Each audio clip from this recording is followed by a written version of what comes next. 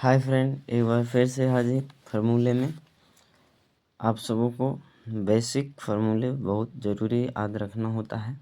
तो एक बार फिर से हाजिर हैं लेकर के पिरामिड। पिछला वीडियो में पिरामिड तक लाए थे, बताए थे, और आज हम बताने जा रहे हैं पिरामिड। देखिए दोस्तों, पिरामिड जो होता है वह भी प्रिज्म के आधार पर निर्भर करेगा कि पिरामिड किस उसका आधार कैसा है। चौकोर है, समचतुर्भुजकार है, या फिर वर्गाकार है या आयताकार है, उस पर निर्भर करता है। तो आपको क्या करना होता है कि पिरामिड में जिस तरह से प्रिज्म के आधार का क्षेत्रफल पिछले वाले वीडियो में बताए थे, आज उसी प्रकार से हम पिरामिड में भी बताने जा रहे हैं। जैसे कि कह दे पिरामिड में आयतन, पिरामिड का आयतन निकालने का फार्मूला यानी वॉल्यूम। तो इसका होता है फार्मूला, आपको याद रखना है 1/3 गुने आधार का क्षेत्रफल, आधार का क्षेत्रफल गुने ऊंचाई। इसका मतलब क्या समझे कि मान लिया जाए कि पिरामिड कुछ ऐसे होते हैं, ऐसे होते हैं, और आप जो देख रहे हैं, हम आकृति बना रहे हैं, ये जो है, ये आप चौकोर जो देख रहे हैं, ये आधार है। क्या है? ये आधार है, ये आधार है, और इसका हाइट ये देख रहे हैं बीच से है, और इसके ऊपर जो है क्या है, एक क्या है, त्रिभुजाकार, जो कि यह पिरामिड को दर्शाता है। तो यही लिखे हैं कि 1/3 आधार का क्या होता है, क्षेत्रफल, और इसका ऊंचाई दिया रहेगा, और उसके गुना करके उन्हें सोल्व कर लिया जाता है। तो ये आपका पिरामिड का आयतन हुआ। आपको बताया जा रहा है अब वक्र पृष्ठीय क्षेत्रफल, चाहे पार्श्व पृष्ठीय क्षेत्रफल समझिए, वक्र पृष्ठीय क्षेत्रफल किसका, पिरामिड का।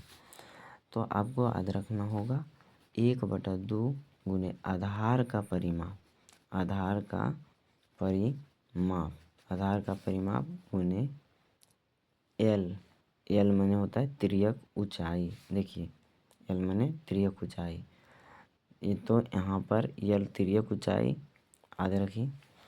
अब यहाँ पर होता है आगे तीसरा, आपको इसमें संपूर्ण पृष्ठीय क्षेत्रफल, पिरामिड में संपूर्ण पृष्ठीय क्षेत्रफल, संपूर्ण पृष्ठीय क्षेत्रफल का फॉर्मूला होता है पिरामिड का।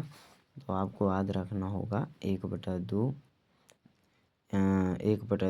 आधार का परिमाप, आधार का परिमाप, अब प्लस आधार का क्षेत्रफल, प्लस आधार का क्षेत्रफल याद रखना होगा। ये आपका पिरामिड हो गया दोस्तों। पिरामिड से 3 क्वेश्चन बनता है, आयतन, वक्र पृष्ठीय क्षेत्रफल और संपूर्ण पृष्ठीय क्षेत्रफल। ये आपको याद रखना है।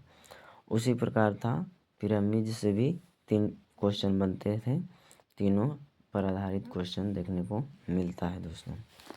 अब हम बताने जा रहे हैं कुछ, जैसे कि एक वृत्त हो गया, तो इसको वृत्त में आपको पूछ लिया जाता है चाप की लंबाई, त्रिज्याखंड की लंबाई, है ना, ये सभी क्वेश्चन देखने को मिलता है। अब देखिए यहाँ पर क्या होता है, जैसे कि यहाँ पर एक केंद्र है, और ये आपको यहाँ से ये जो त्रिज्या मिलाए हैं, ए और ये ओ है और ये है, तो यहाँ से इतना तक को आपको बोला जाता है लघु चाप। क्या बोलते हैं? लघु चाप। और यहाँ से इतना दूर को बोला जाता है दीर्घ चाप।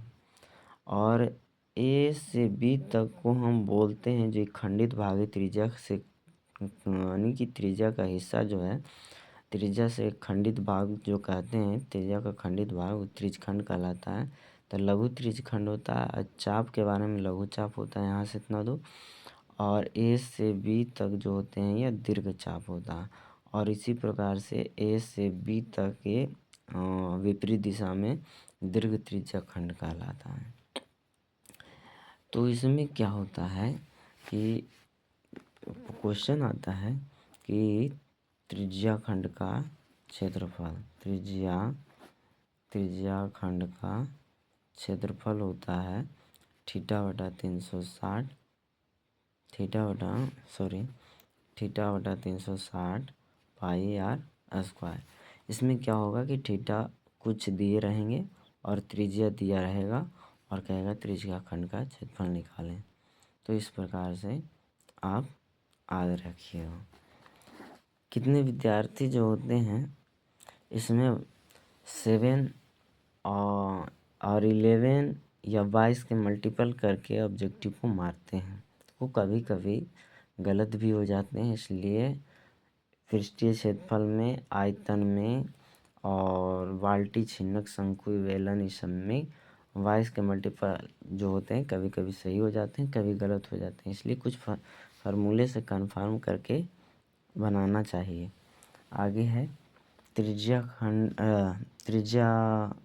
खंड का परिमाप। त्रिज्या खंड का परिमाप अगर पूछ दे, परिमाप 2 पाई आर याद रखना होगा। 2 पाई आर और थीटा बटा 360 और इसमें 2r जोड़ दिया जाता है। इसे आपको याद रखना है। सबसे पहले चाप की लंबाई होता है थीटा बटा 360। लंबाई निकालने के लिए थीटा बटा 360 और 2 पाई आर और 2 को त्रिज्या, इसको जोड़ दिया जाता है, जिससे परिमाप निकल जाता है। और अगले जो होते हैं चाप की लंबाई सिर्फ पूछे, चाप की लंबाई तो आपको याद रखना है दोस्तों, इसको यल से सूचित करते हैं। इसको बस इतना ही याद रखना है जो इसके हैं थीटा बटा 360 और 2 पाई आर, बस। अब चतुर्थांश का क्षेत्रफल पूछे, चतुर्थांश का क्षेत्रफल पूछे तो आपको याद रखना 1/4 और वृत्त का क्षेत्रफल गुना कर देना है, बस इतना आपको याद रखना है। त्रिज्या खंड का क्षेत्रफल एक सूत्र और होते हैं।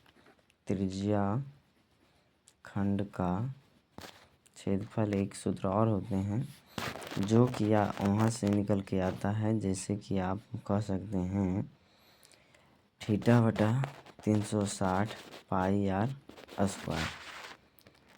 तो इसको आप त्रिज्या खंड के क्षेत्रफल में याद रखना होगा आपको 1/2 गुने एल गुने आर। इसको कब याद रखना होगा कि जब एल दिया रहेगा और आर दिया रहेगा।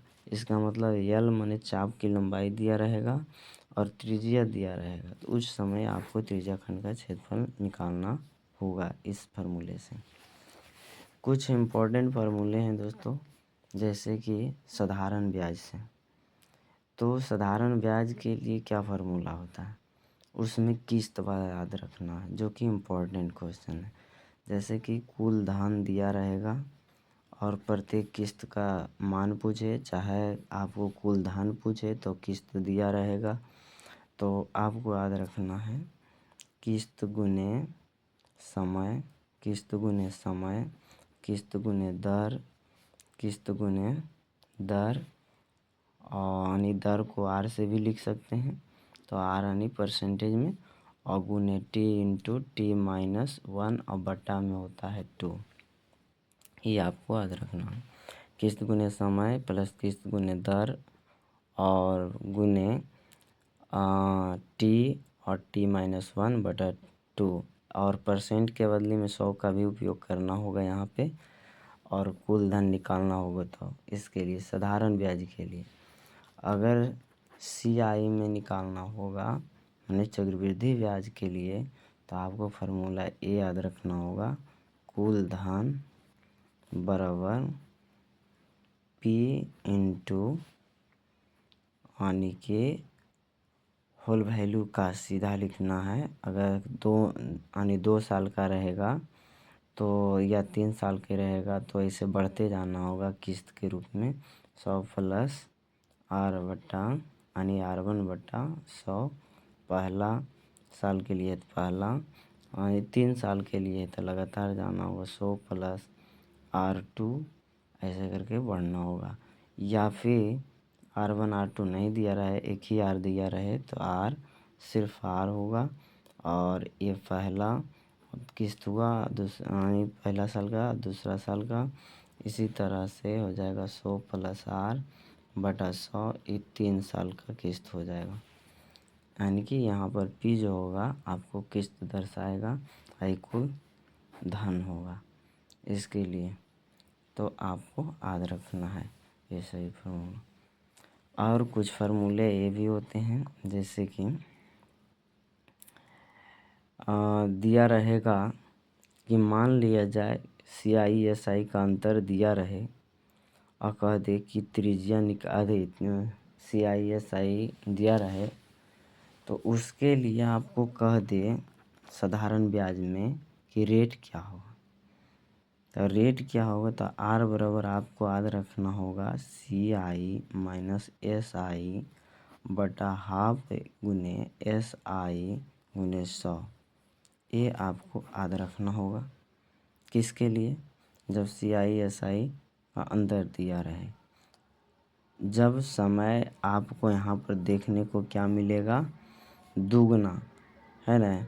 तो ये आपको फार्मूला नहीं समझ में आएगा, हम आगे चल के अगले वीडियो में आपको बताएंगे कि ये प्रश्न कैसे आएगा और किस पर आधारित होगा।